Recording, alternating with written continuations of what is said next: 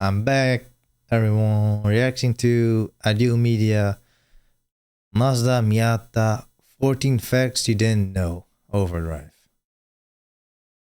Let's go now. Every time you see one of these JDM Roadsters on the street, you probably can't help but smile. That's because it's the only sports car that can smile back. And whatever kind of car you're looking for, whether it's for slamming it and sending it sideways, weekend getaways, or just a plain old midlife crisis, the Miata is always the answer. But for all its success, did you know that the Miata was launched as a part of a failed car brand? What? Or that it was supposed to be the villain car in the original Fast and Furious movie? Or that this cute little compact is actually inspired by a form of deadly combat? The Miata is basically the gateway drug into enthusiast culture, but there's probably a lot you didn't know about it. I'm Garrett, and today in Ideal, we're getting into this. So I've watched Ideal a fair bit. Never seen this guy, never heard this guy's voice in my life. Well, welcome, Garrett. Nice to see you. Glad to have you. Let's go. Little convertible's deepest, darkest secret. His eyes do look very weird, though. Why are they white? Secrets. And trust me, there's a lot of secrets hiding in that tiny trunk. So, let's kick it into overdrive with everything you didn't know about the Mazda Miata.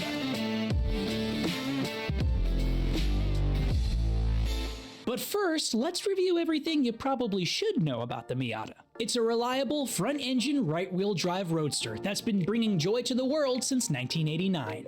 It's always been powered by a naturally aspirated inline-4, it's always had a manual option, it's always been fun to drive, and it's always been manufactured by our friends at Japanese automaker Mazda. The Miata was the brainchild of this dude, Bob Hall. Bob Hall was an automotive journalist who landed a job with Mazda USA. It was always his dream to bring back the classic British roadster, and Mazda, they let him do just that. The design and styling of the Miata is largely thanks to Tom Matano, who imbued the Miata with so much personality, some might even say it has a soul. I know I do. For most of the 1980s, the design team at Mazda USA and the engineering team back in Japan worked in sync to deliver one of the most iconic cars of all time, the Yunos Roadster, aka the Mark I MX-5, or as it's known to us here in Freedom Land, the NA Mazda Miata. No freedom there, bro. The first-gen NA set the standard with its pop-up headlights and perfectly tuned handling. It's so lightweight, so fun to drive, and packs so much personality, you almost won't notice it's only got 116 horsepower. But who needs horsepower when you can make your car wink? Mazda increased displacement and power when they bumped up from a 1.6 liter to a 1.8 in 1994. But aside from a few special additions, the NA Miata was largely unchanged for its entire production run. That is until 1999 when some bigger changes were made. 1999 is when the NB Miata hit the scene. Also, shouts out to the Space Shuttle Hess truck from the same year. Due to new safety standards, Mazda had to nix the pop-up headlights. In their place, Tom Matano brought over styling cues from his other masterpiece, the third-gen RX-7. This resulted in the more refined and mature-looking NB. The NB carried over a ton of shared. But what I don't like is the headlights. I don't know, they just don't look nice, bro. They're just so weird. Parts from the first gen, which helped keep costs down and kept it just as joyful as the original. Mazda's motorsport division got in on the fun too, and they released the Mazda Speed Miata. This thing was good for almost 180 horses, which is a ton of power considering this thing's basically a street-legal go-kart. Later, the NB got a facelift and Also, I do want the Mazda Speed Miata because it does have a turbocharged engine, which is awesome. Definitely always go for turbos, except if you know what you're looking for. and variable valve timing. But otherwise, the Miata was still the car we all fell in love with. That is, until the next generation changed things. The third gen NC Miata represented the biggest changes yet, because, well, everything got bigger.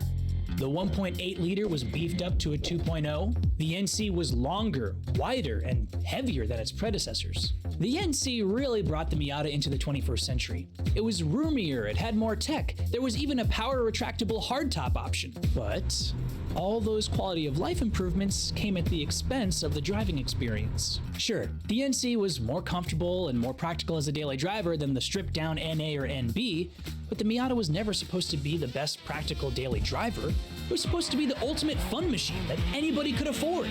Because of this, the NC is seen as the black sheep or the boat of the Miata family. And this really made Mazda reconsider what was at the heart of their flagship car. The ND saw the Miata return to form, with all of the focus being on driver engagement. Mazda addressed all of the critiques of the previous generation. The weight was trimmed down, the power was increased, and even though it was the first Miata designed without Tamatano, Mazda still nailed the design and styling. The Miata went from girl next door to drop-dead bombshell. And Mazda replaced the power hardtop option with the retractable fastback. The ND represents the best Miata yet. It comes with everything you should expect from a 21st century car, but still retains that purest roadster experience. By the way, we have this limited edition Miata tee. This is a one-time thing, so make sure you snag one now before they're all gone forever. So now that we're all caught up, it's time for 14 things that no one ever told you about the Mazda Miata. When it launched in Japan in 1989, it wasn't even a Mazda. At the time, Mazda was trying to support its sub-brand Unos. So the Miata was originally released as the Unos Roadster. Unfortunately, the Unos brand didn't survive past 1996. Thankfully, the Miata did. One of the major philosophies that drove the Miata's original design comes from Yabusame, the Japanese art of archery on horseback. Its guiding principle is Jinbai Itai, or the idea of oneness between rider and horse. Mazda chased that same sense of oneness with its original design, resulting in the 50-50 weight distribution, so that the car really felt more like an extension of the driver themselves. Johnny Tran, you know, the original villain in the first Fast and Furious movie, was originally supposed to drive a Miata. However, Universal execs thought that the Miata wasn't masculine enough. And so... Yeah, I think that the car guy, Craig Lieberman, said out to the nod to that band real quick, bro. I don't think that the executives had anything to do with that. I don't think that they knew anything about cars. Whoever supplied and gave them the cars, they would probably just use whatever. The Miata was swapped out for a Honda S2K. But I don't know, I think they could have given him one of these. Pretty masculine, right? During the planning stages of the Miata, Mazda pitted their design teams from the US and Japan against each other. The US team came up with the front engine rear-wheel drive concept we all know today. Of course. But the Japanese teams had different ideas. One was a front engine front-wheel drive roadster, and the other was a midship Miata. Now, I'm sure we're all glad they ditched the front engine front-wheel drive concept, but I do wonder what life would be like if we had gotten that midship Miata. I think it would be pretty nice. Like the idea of driving the Miata, but hate the idea of driving something so low-powered? Drop a big old V8 in that thing! There are multiple engine conversion kits on the market to painlessly LS swap your Miata. While Mazda got heavy hitter Tamatano to do the design of the original Miata, they left its performance to chief engineer Toshihiko Hirai, who had never developed a sports car before. So the US team shipped a Lotus Elan to Japan for Hirai to study and reverse engineer so he could capture that roadster magic. And to his credit, Hirai knocked it out of the park. The Miata is a convertible at heart, but Mazda did make OEM hardtops for people who preferred a coupe experience. These hardtops are probably the single most coveted OEM part from the NA and NB generations. The going rate for these hardtops is anywhere from $2,000 to $3,500, and because of their value, they're stolen almost as often as a new Kia. Personally, I'd skip the hardtop altogether. It's more fun to drive topless. The Miata isn't just a car, it's a culture. The Southern California Miata Club has been around almost as long as the Miata's been available in the US, with some members reaching over 30 years of participation in the group. You can find Miata clubs all over the country, but if just joining a club isn't enough for you, you might want to pack your bags and plan a trip to Italy, because there's a whole luxury resort devoted entirely to the Miata in the rolling hills of Umbria. It's called Miata Land, where dreams come true. The dreams come true part is just me, but it is my dream to go there. The resort boasts one of the largest private Miata collections in the world, and part of your stay includes taking the fleet out for a spin. Speaking of the Italian love of roadsters, I said earlier that the Miata was always made by Mazda, but this next Miata, it isn't a Mazda at all. The Fiat 124 Spider, aka the Fiata, was a joint collaboration between Fiat and Mazda.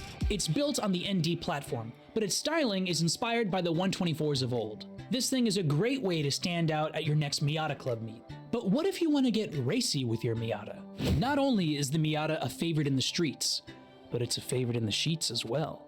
Just check out this Miata bed conversion. Oh, behave. And it's also a favorite on track. In fact, there's an entire spec series devoted to the beloved Miata, the MX-5 Cup. Racers drive modified Miatas, and it features super exciting action. The MX-5 Cup is overseen by IMSA, and races at tracks like Daytona, Laguna Seca, and Watkins Glen. And if you want to race a Miata, but don't want to risk crashing yours, you can participate in the MX-5 Cup virtually on iRacing. Provided you've got a decent sim rig, of course. Now let's highlight some of the best special edition Miatas to come out over the years, like the 30th Anniversary Edition, or the 1991 UK Le Mans Edition, celebrating the 787B's victory at the 24 Hours of Le Mans. But my pick? It's the 2000 SE that came in mahogany mica. It came with a matching picnic and wine set, and that thing is now a Miata collector's holy grail. Let me know if you got a lead on one down in the comments. But say you want to take your picnic trackside. Well then, check out the Exo set. Say you love the Miata, but it's still just not go-karty enough for you. Transform it into an Exo set. The Exo set is a kit car built off of a donor Miata, and it turns your Miata into a track weapon. It uses the Miata mechanical internals, but puts them on a super lightweight chassis. There's even an off-road kit edition. This thing is a straight-up Miata Dune monster. Now the Exo set is awesome, but before you get rid of all your body panels, you're gonna want to give them a once-over. I'll tell you why. Miata designer Tom Matano has personally signed hundreds, if not thousands of Miatas over the years. So pop the hood and check the trunk to see if you have one of the coveted Tom Matano always inspired signatures. Now it's time for what is the ideal Miata to buy, powered by the Ideal Car Buying Strategies, which, if you haven't, check out the link below for our free workshop showing you how to buy your ideal Miata or any other ideal car. So you're convinced the Miata really is always the answer, and you want to know my pick for the ideal Miata. Drum roll, please. You have the drum roll? Yeah? 2 words, baby. Factory Turbo. The one-hit wonder, NB Mazda Speed Miata needs to make a comeback. Its mighty 1.8-liter 4-cylinder is turbocharged right from the factory, and with air-to-air intercoolers, these things were a classic right from the factory. Now, you can still find them for around $10K, but better act fast, because once you tell all your friends to like and subscribe to this video, prices are sure to go up. So, there you have it on all things Miata. Do you? Yeah, so as I said, like the turbocharged Miata is the one, like, if not the first gen, then the turbo one. Those are just legendary cars, I would say, I believe. Like, would I trade in my Scirocco? For the turbo one, I would trade in my Scirocco.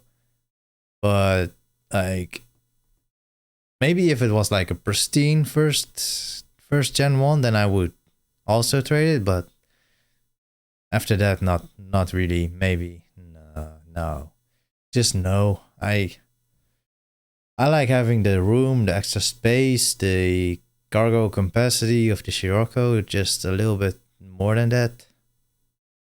Anyway, peace.